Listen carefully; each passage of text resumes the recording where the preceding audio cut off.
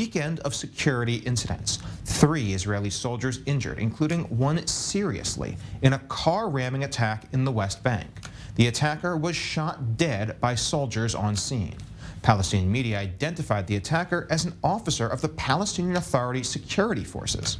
On Friday, the IDF announced a closure of the West Bank that's going on this week, sealing off crossing points on the first and last days of the Passover holiday.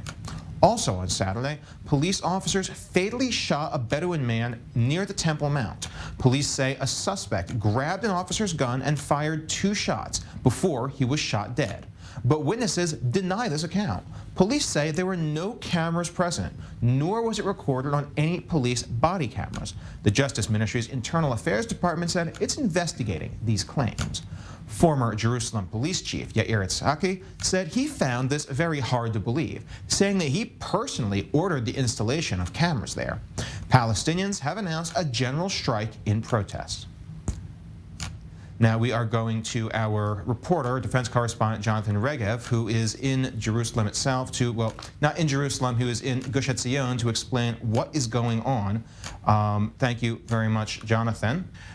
Can you give us a quick explainer about just what's going on right now with this incident we're hearing about this shooting on the Temple Mount, with these sort of confusing yes, no, and nobody seems to know what's going on?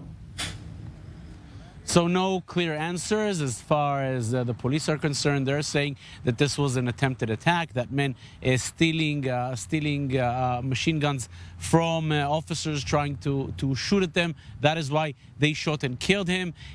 But there's no recording of that, as you mentioned. And the family and the Palestinians and Israeli Arabs, let's remember this is an Israeli citizen, they claim that there's no such thing, that he did not try to steal any camera, and the fact that the police are not putting out any recording, that by itself shows that this is not the case. This is as far as Jerusalem is concerned. Regarding here where we are, the Gush Etzion intersection, Gush Etzion Junction, about a mile or so north of the place where the car ramming attack took place last night. And let's see what the reality is here. Let's remember the Gush Etzion Junction, place of many terror attacks in the past. And you can see here plenty of soldiers, plenty of security across the road. A bus station, heavily guarded bus station. You can see military positions on both sides of this bus station. This is the reality here. On the one side,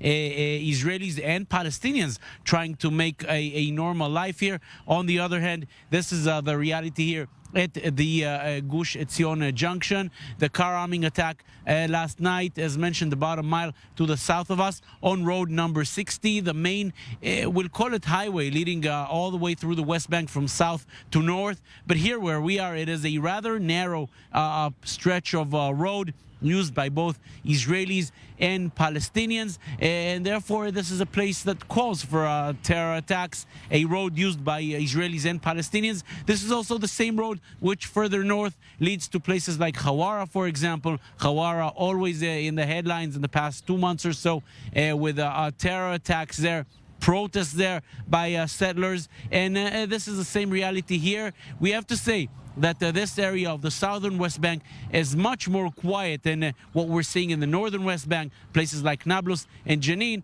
People here are concerned that now the violence from the north is also coming down here to the south. Well, thank you very much, Jonathan. Of course, everyone's worried this is happening at the intersection of Passover and Ramadan, so we're going to have to see how things develop.